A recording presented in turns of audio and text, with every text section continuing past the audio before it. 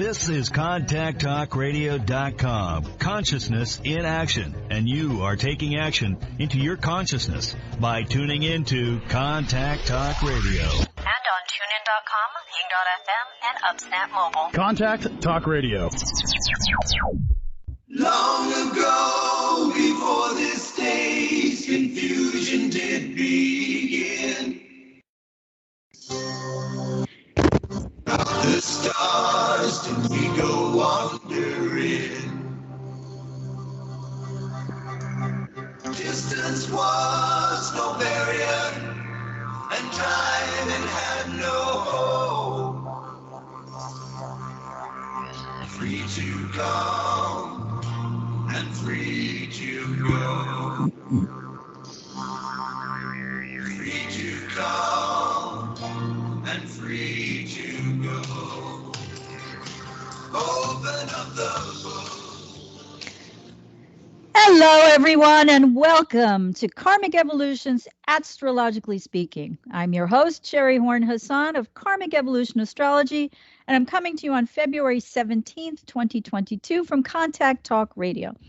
Just a quick reminder that this show aims to bring you the truth about astrology and your soul's karmic evolution. I am my own guest again today, so get ready. Got a full house of stuff. But first, my usual housekeeping. You can listen to Karmic Evolution's Astrologically Speaking anytime you want by simply going to my website at karmicevolution.com, clicking on the upper right-hand portion of the banner where it says Radio Show. From there, you can scroll down the page and hear the most recent show if you're not available right now live. So you can listen to the recording, or of course you can access it as the show is live, and or you can search the archive listings for past shows which you might have missed or to which you want to listen again. Separately, feel free to follow me on my Facebook page, Karmic Evolution for Your Soul, where you can also sign up for my Conversations About Consciousness newsletter as well. And finally, I'm offering my 1-hour discounted Karmic Evolution Natal Insight reading to listeners only for $99. And this reading is for those of you who are interested in astrology and want to learn more about the true meaning of your individual birth chart. Because that chart is essentially a snapshot of the exact position of the planets at the precise moment and location of your birth, and it reveals a great deal about you. So when we use it as a tool for soul growth, a Karmic Evolution Natal Insight reading can be tremendously helpful. And this reading is for those, it's only an hour, but we can pack in an awful lot of information in an hour. That's because I've been doing astrology for over 20 years. So it can talk to us or to you about your soul's true purpose, how to move towards your highest destiny in this lifetime. We identify it and then look at things like patterns of behavior that originated either early in life or during past lives that affect your current life in terms of your relationships, your career, your finances, and or your health. But the chart reading identifies these patterns of behavior which often become habitual that no longer serve you and your soul's karmic journey forward. Further, a reading, even a quick one, provides insights into what tripped you up in the past, meaning past life karma and or early this lifetime, and how to entertain and introduce new perspectives so that you can gain greater awareness through astrological insight that brings greater happiness and satisfaction into your future. So all of this is easy when you take advantage of my 1-hour discounted Karmic Evolution Natal Insight reading for only $99. Simply email me at SHERI, that's SHERI, at Karmic Evolution, and we'll schedule your reading as soon as possible. At almost half the regular price, conscious awareness has never been so easy or so affordable. Okay, so now let's get on to this week's Astro news you can use. We're in the waning portion of this month's lunar cycle, since yesterday's Leo full moon occurred February 16th at 8:56 a.m. Pacific and 11:56 a.m. Eastern at 27 minutes and 59 degrees of of the Leo Aquarius polarity. And I would like to, as you guys who listen regularly know, go back because we're only, a little more than 24 hours away from this actual lunation. And although lunations have a temporary effect, they do trigger future events. So I'd like to explain a little bit more about this lunation and how its energies may affect us as we move forward. So the Leo full moon reminded us that we don't exist to be sheep who blindly follow others, but rather that we're here to express our uniquely creative individual selves and to share our gifts with the world. So to that end, this Leo full moon asks us, for the next 2 weeks or so, it's not like it's, as I said, its effects are not over as soon as it happens. It asks us to release any attachment to our conditioned need to be loved and accepted by our friends, our family, our community, or our society in general, if the terms of such love and acceptance rely on hiding our individual light under the proverbial bushel. As the Leo moon opposed the Aquarius sun yesterday, it reminded us that we're not defined solely by these attachments to friends, family, community, or other groups.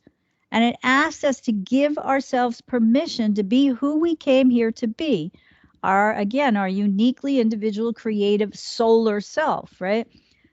Obviously, every full moon has the moon in opposition to the sun. The sun goes through the sign for approximately a month. The moon passes by very quickly. But when it does, it reflects the light of the sun back to itself, and it shows it some of its downside.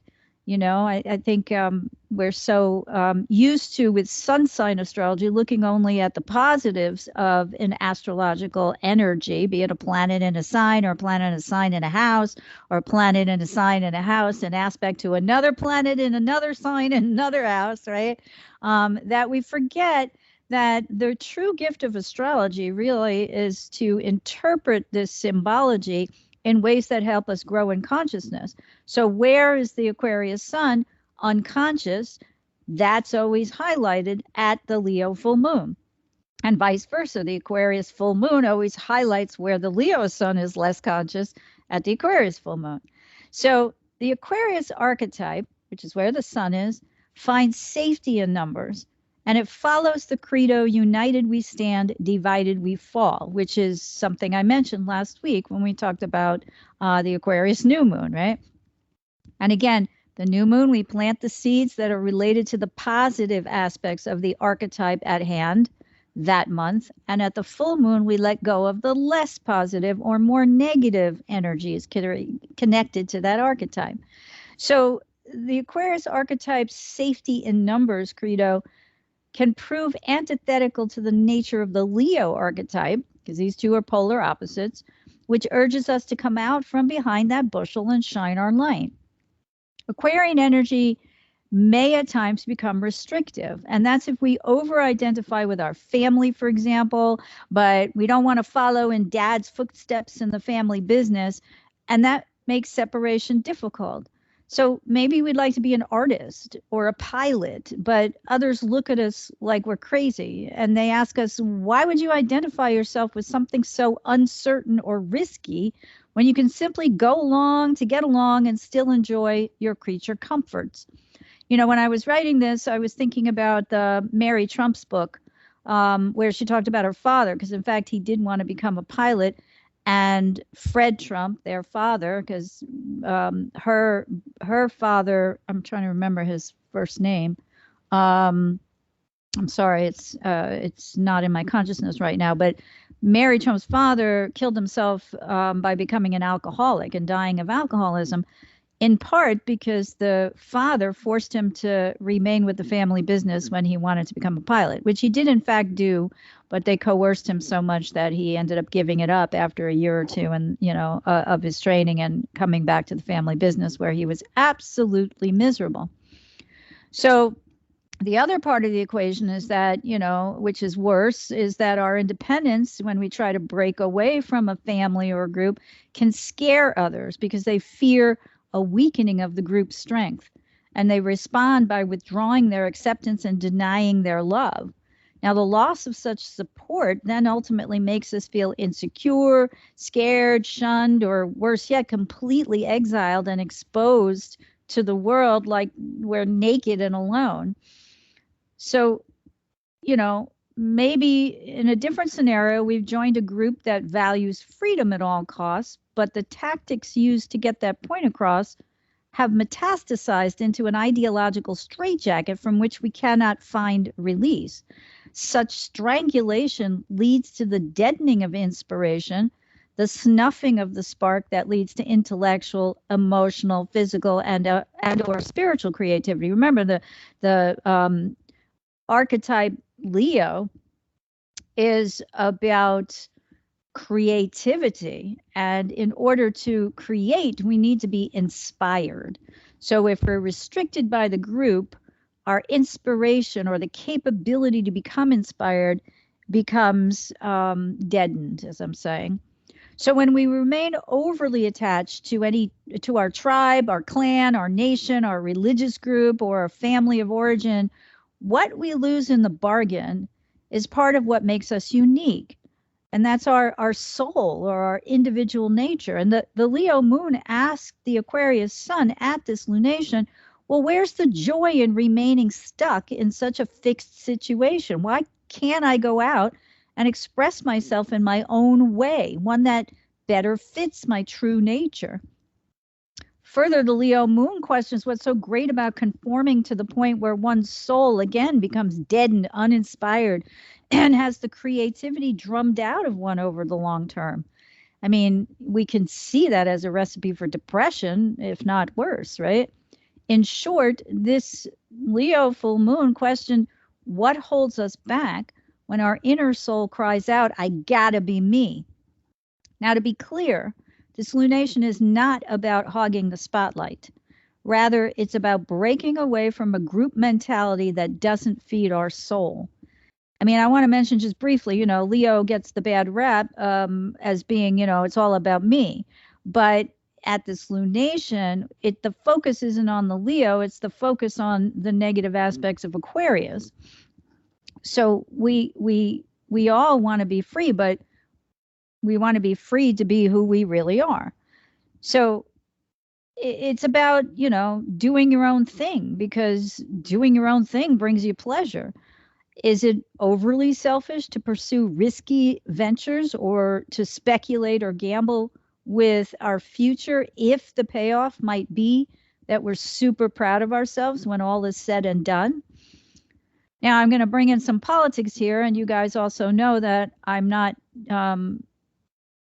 talking about politics for the purpose of favoring one side or the other. However, I think it's pretty clear over time, if you listen to the show regularly, where my political thoughts are or alliances. But on the political level, given this topic, let's take GOP Senator Mitch McConnell's recent announced break from the growing group of elected GOP crazies.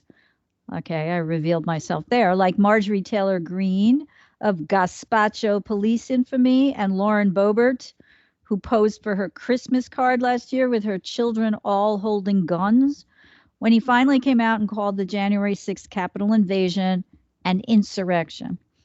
Yes, of course, McConnell has an ulterior motive, which is most likely to break definitively from Donald Trump's powerful hold over the Republican Party, but he's a good illustration of this Leo full moon energy as someone who's standing up and saying, I don't want to be part of your group anymore. Again, this lunation is not about rebuffing the group out of a sense of rebelliousness. And on a more personal level, it's about standing up for our own individual rights when it comes to expressing our unique creativity, not knee-jerk rebelliousness, but something that's far more important to us. If we feel stymied in our ability to express because the group prohibits us, that's what I'm talking about. So it's not about protesting. It's about saying, I'm allowed to think and feel differently from the group because I'm me. And I don't want to be defined solely by those to whom I'm attached, whether that's by birth, genetics, geography, religion, class, race, gender, or whatever. The difficult part of this lunation lies with making this break from conformity and groupthink to feeling pride in one's individuality, because we all know that part of the negative side of Aquarius is being shunned by the group, right? But feeling pride in one's individuality is the essence of Carl Jung's notion of individuation, which is a concept he identified as instrumental to our personal development. I mean, sure, we can stay with the known, the safe, the protective, but at what cost? And again, that's what this lunation asks us. And on another level, where's the fun in that? The Jungian pioneered concept of individuation lies with the belief that one is not fully whole or able to become inspired to create and to express one's uniqueness if one is not free from the intervention or restrictions of others, as I've been saying. Again, just to reiterate a third time, we're not talking here about rebelling against the group in ways that harm the self. Rather, we're talking about the sheer pleasure derived from feeling free to be who we came here to be as part of our physical, emotional, and spiritual well-being. How can we express who we truly are if we're confined to a mentality that teaches us only to color within the lines? And again, you know, many of us equate the Aquarian sun's energy with being rebellious, but that's not actually the true archetype of Aquarius. Aquarius is group oriented, right? So it sounds like a dichotomy if I say that being part of the group confines us to a mentality that teaches us only to color within the lines, but that is exactly what can happen. And therefore, it teaches us not to use our ability to think outside the box to find creative solutions to problems and not to become critical thinkers. So the message now at this lunation is to break free from what other people think of us and to say, I don't care what you think, I'm going to be free to be me. Now, given the current recent polarization so obviously mirrored back to us by the macrocosm of the collective, as above, so below, we note that yesterday's Leo full moon also squared the transiting karmic nodal axes Scorpio South Node and Taurus North Node, which formed a fixed square. Now, squares to the nodal axis, be they in the natal chart or the transiting one, meaning prevalent in the sky currently, represent what evolutionary astrologers call a skipped step. This means that someone or something, read circumstances, took us off our soul's evolutionary path and waylaid or vexed us, as astrologer Stephen Forrest likes to put it. What we saw and likely felt at this lunation, and may still be feeling and seeing, as the Leo moon opposed the Aquarius sun and simultaneously created that fixed square to the transiting karmic nodes, was tension. Remember, although the effects of a lunation, and I said this before, only last temporarily, they can act as triggers that can move us forward on our true path. So since we're speaking generally here, this concept, since we're speaking generally here, this concerns the energy within the collective. Whether that energy filters down to our personal lives depends on where it falls in one's individual chart. But either way, the fixed cross formed at this lunation represents a kind of crisis, asking us to become conscious of how much of our emotional nature is related to remaining part of the group. And when I say emotional nature, I mean security. And the moon opposing the sun, the moon is our emotional nature, but our emotions are based on what makes us feel secure. So do we feel more secure remaining part of the group and ignore how important it is to shine our own independent light out into the world? So the crisis here involves the dichotomy between our hearts, the moon, and our minds or egos, the sun, so personality, our core persona, around whether we want to be seen as independent or simply go along to get along because we don't think we have the strength to separate from the group. And that's why I mentioned Mitch McConnell's remarks this week as we were leading up to this lunation. So a square represents tension around the challenge to make some sort of change based on growth in consciousness. A full moon, like I said, always has the currently transiting moon opposing the moving sun. And since the moon represents our unconscious, it's our unconscious need for security. Some of us are aware of what we need to feel secure, and that makes us more conscious, while others are remain, excuse me, froggy throat, while others remain unconscious. And again, the sun's our core ego identity. So every full moon highlights the discrepancy between how we feel versus how we think or what we believe. Therefore, emotions and beliefs can often be at odds with one another.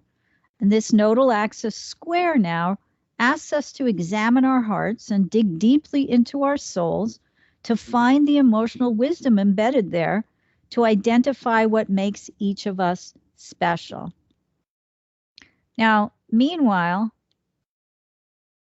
the Aquarius sun values individuality, as I said before, far less than it values one's group identity.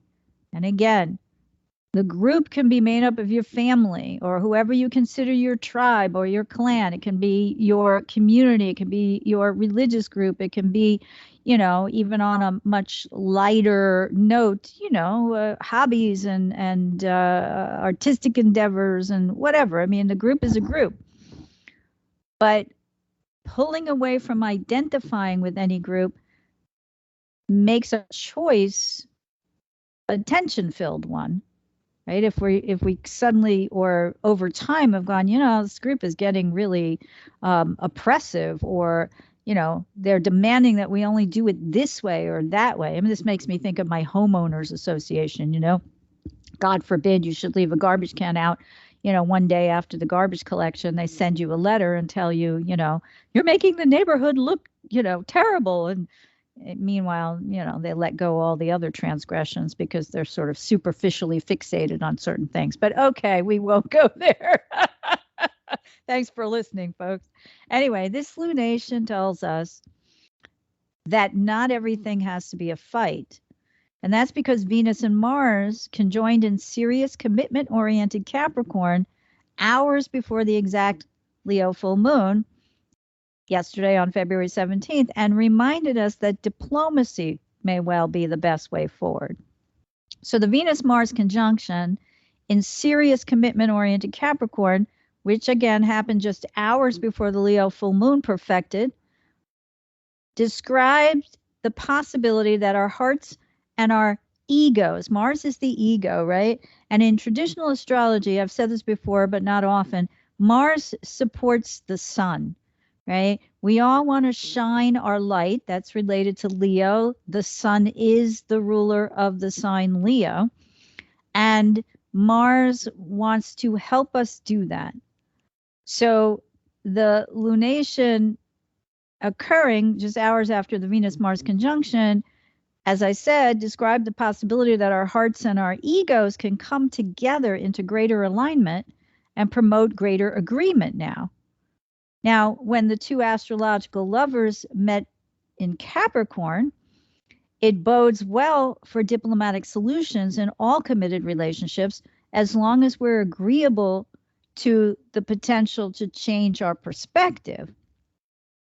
So I noted last week also that Mercury re-entered Aquarius on February 14th, which was Valentine's Day on this past Monday, and that this would likely bring more objective, rational, logical, and diplomatic conversations about partnerships, which might result in being able to see things from the other's perspective.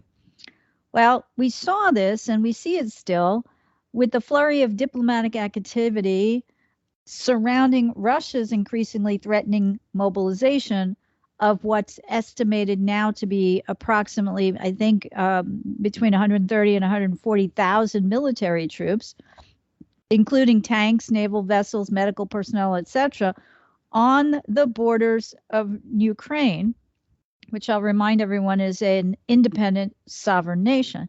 Now, I'm using this situation again as an example.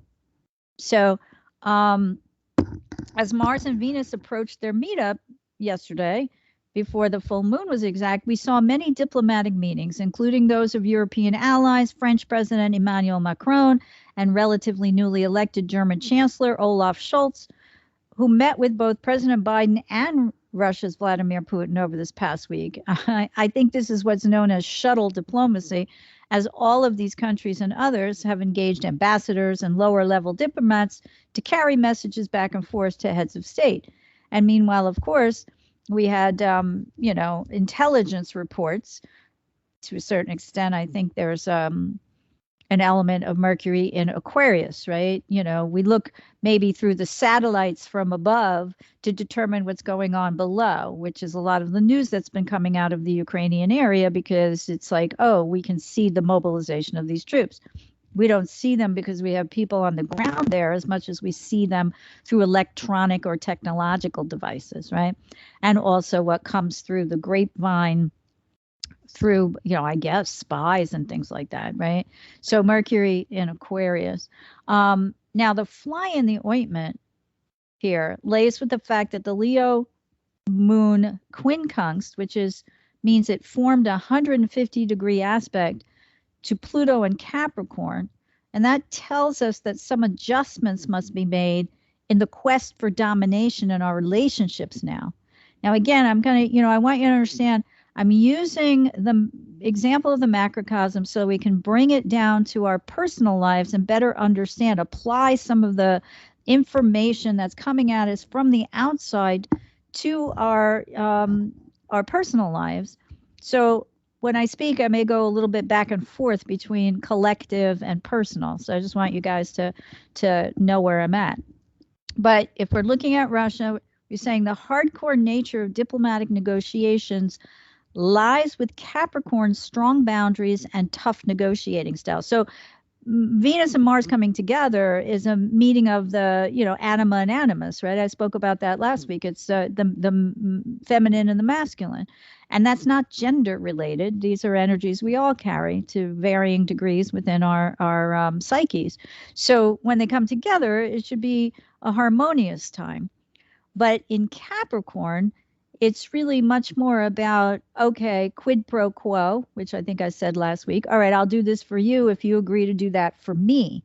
So it's serious, and it's also boundaried, and it can also be tough in its negotiating style. This is like board members and sitting around the table, or two, I mean, I hate to put this up, but like two divorcing people sitting with their lawyers in a conference room and saying, okay, you get this, and, but I want that. If you're going to take that, I need this, and coming to some kind of agreement. But the point here is that also due to the Capricorn archetype, one wants to come out looking successful regardless of the truth when this archetype is involved. However, Moon Pluto aspects, I remind you, 150-degree aspect usually means that the signs are so out of touch with each other, they're so far away from each other that they can't find any common ground. So again, here we have this dichotomy. But because it's the Moon and Pluto, Moon Pluto aspects can often involve power plays of the emotionally manipulative kind. Moon, emotion, Pluto, manipulative or power oriented.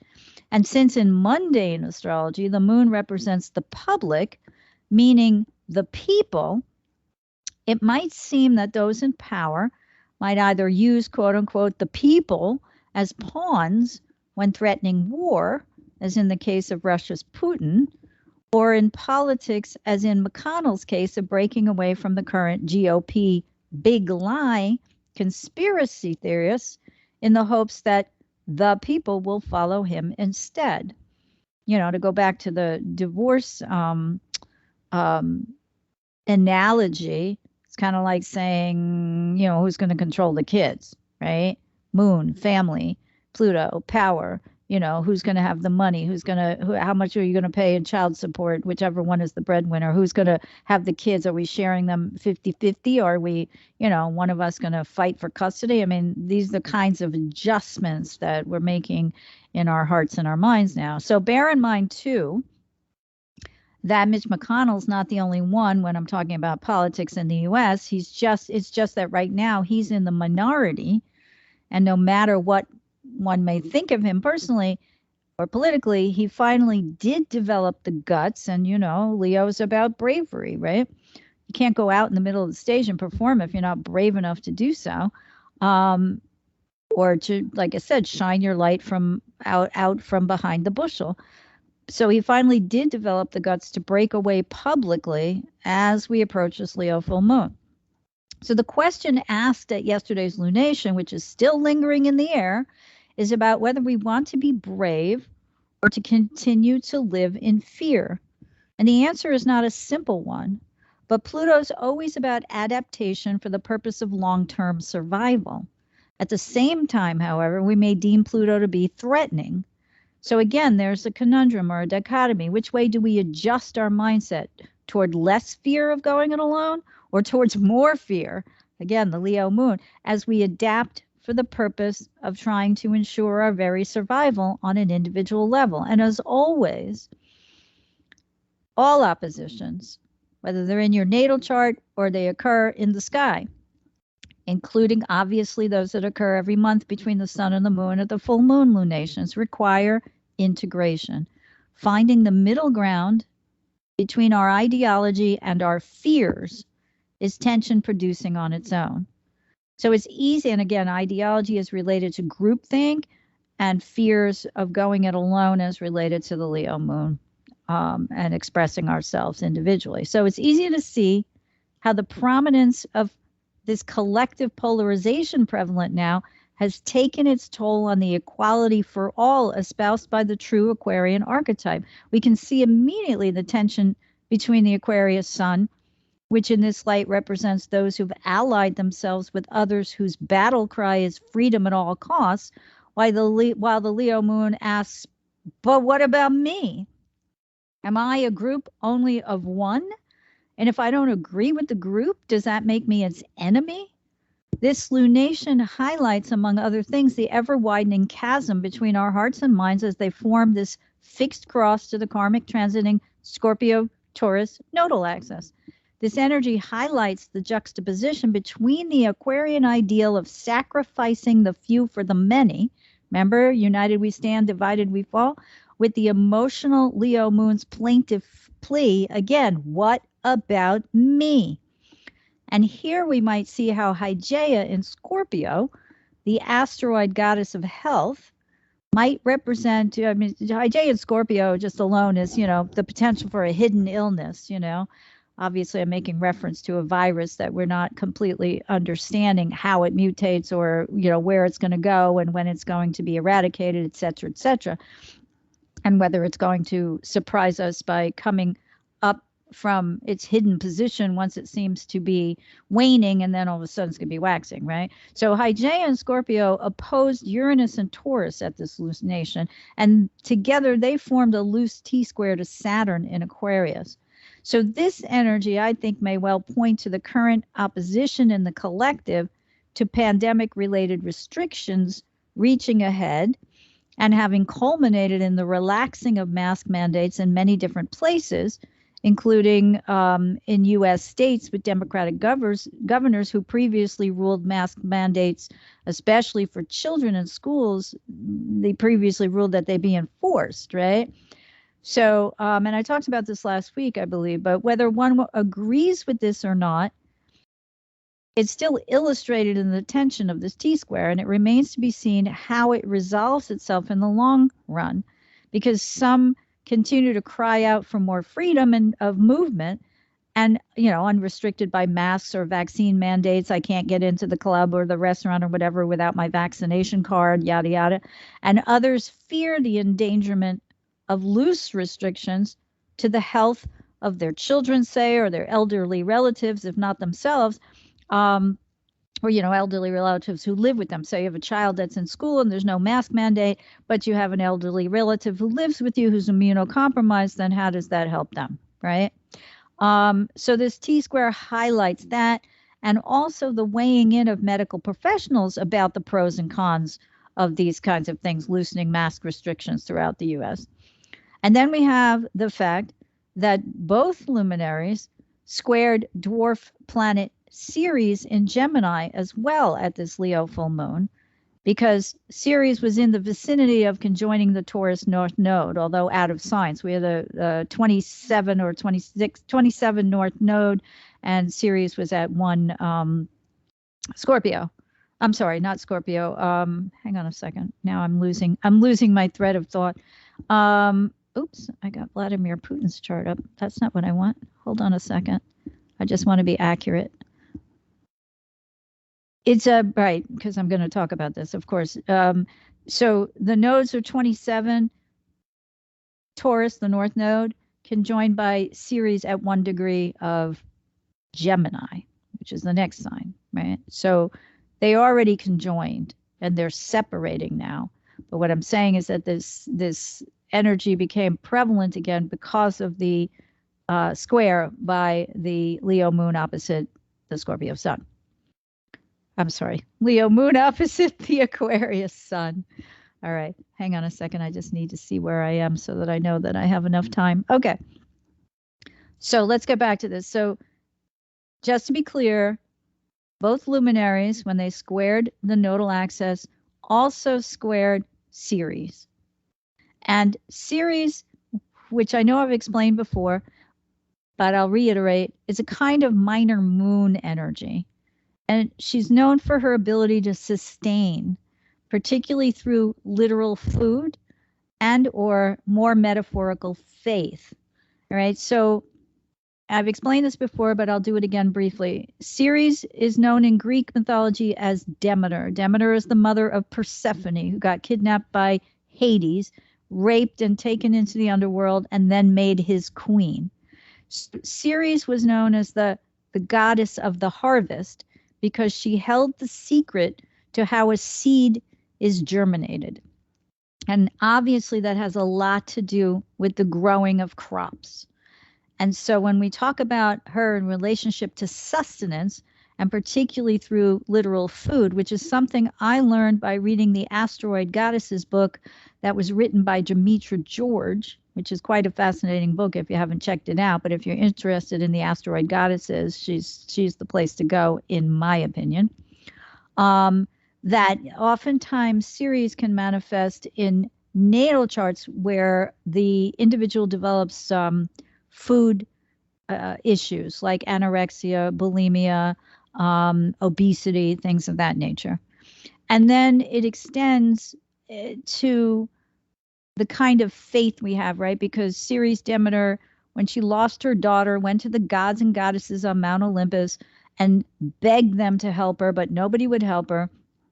And she goes through a whole long journey of grief and all that stuff until she gets to the point where she says, she's so grief-stricken that she no longer tends to the germination of the seeds and the crops fail. And it's only when humans begin to die out that the gods on Mount Olympus begin to pay attention to her, because they start to lament the fact that if humans disappear from the face of the earth, there'll be no one to build them shrines, temples, places of worship. So that's when they relent and they get engaged in the conversation with Hades and broker the deal that Persephone can come above ground again for 6 months of the year. And that is how the Greeks and part of the Western world explained the changing of the seasons. Okay, when Persephone goes underground to be with her husband Hades, she Demeter or Ceres stops the crops from growing, and we have fall and winter. And she returns. When she returns in the spring, Ceres is happy, or Demeter is happy, and she allows the crops to be planted and to come to fruition and to be cultivated. And that is what sustains us physically, right? So moving on. Oh, in addition, what I wanted to say is that the luminaries at this Leo full moon in squaring Ceres did so while Ceres is in Gemini.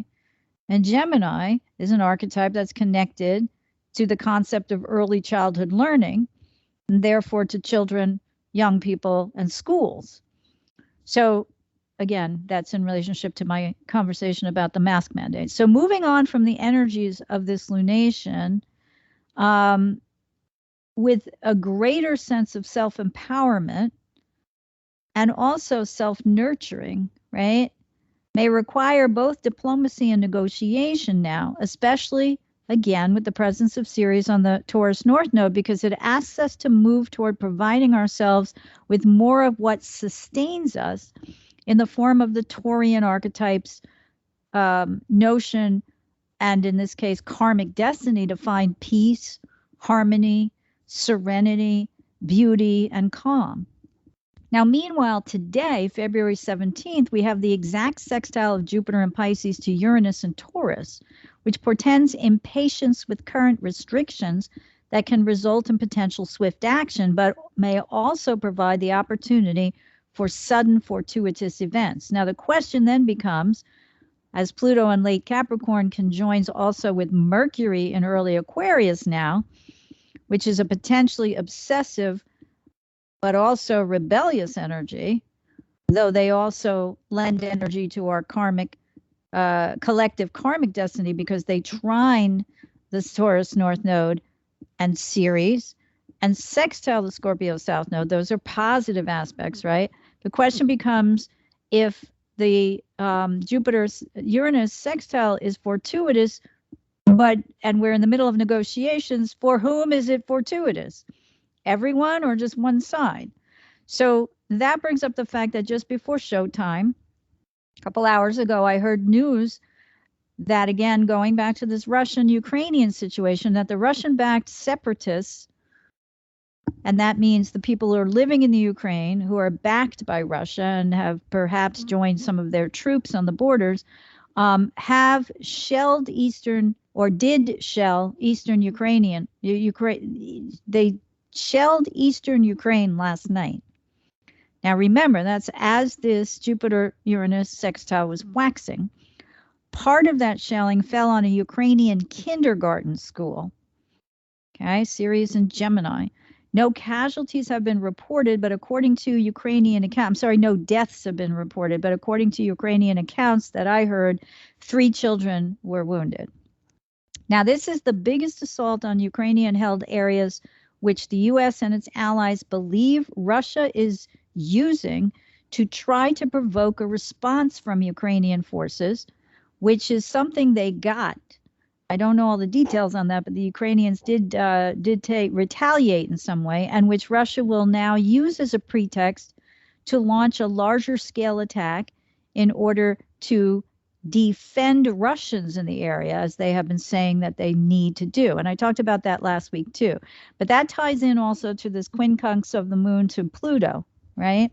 So we're going to fabricate some propaganda, right? I talked about it, I think, in context last week or the week before of the February 11th Mercury-Pluto conjunction, okay? But with that trigger of the moon quincunx Pluto, we could see that it came into fruition. So today, the whole situation shifted to become more urgent. And President Biden continues to believe that a larger invasion may happen within a matter of days as the U.S. administration braces for an invasion of Russian troops into the Ukraine. So we started the week under the auspices of the waxing Venus-Mars conjunction and Russia saying it would pull back its forces.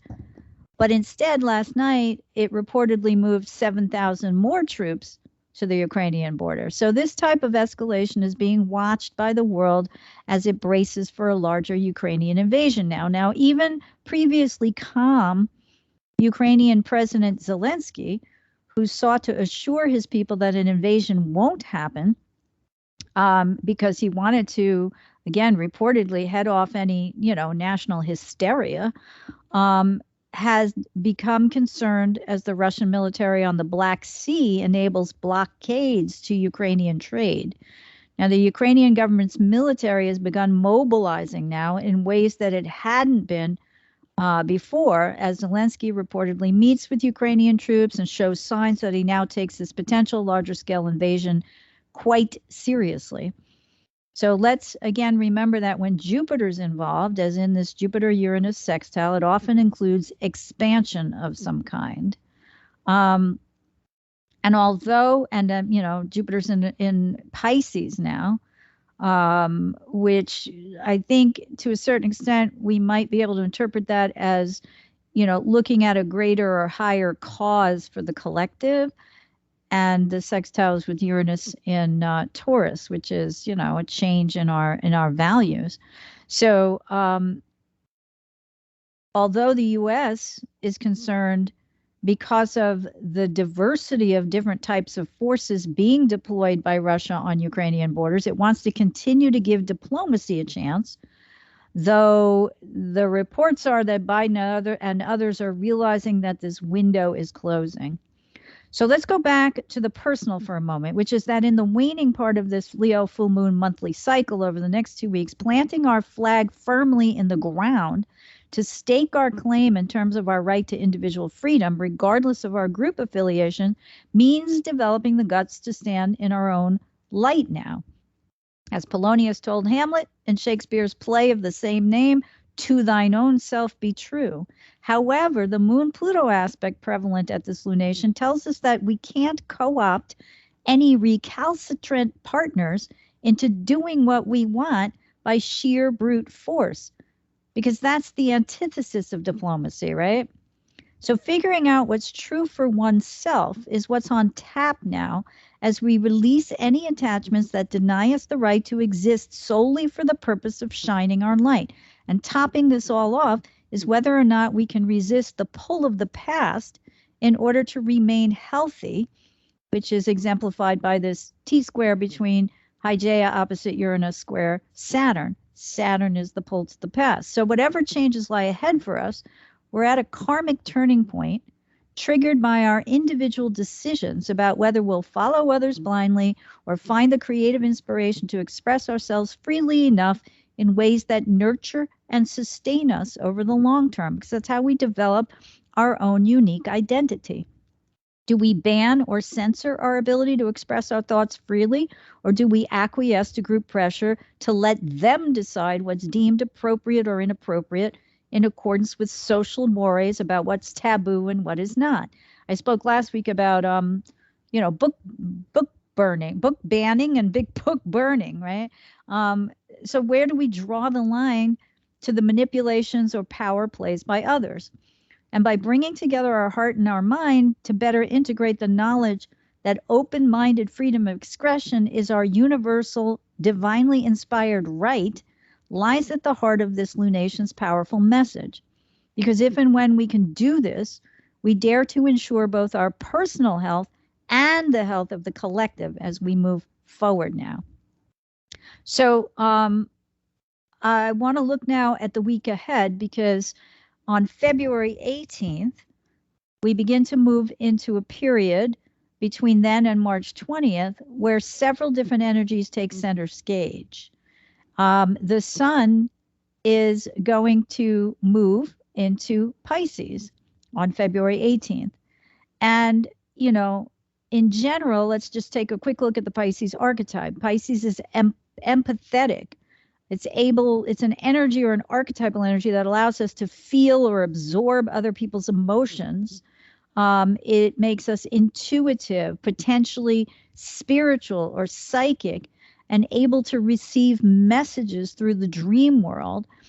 And that includes, being able to cross over into different dimensions, to hear from loved ones who have passed over, astroplaning, but also to receive messages through our meditations, our prayers, etc.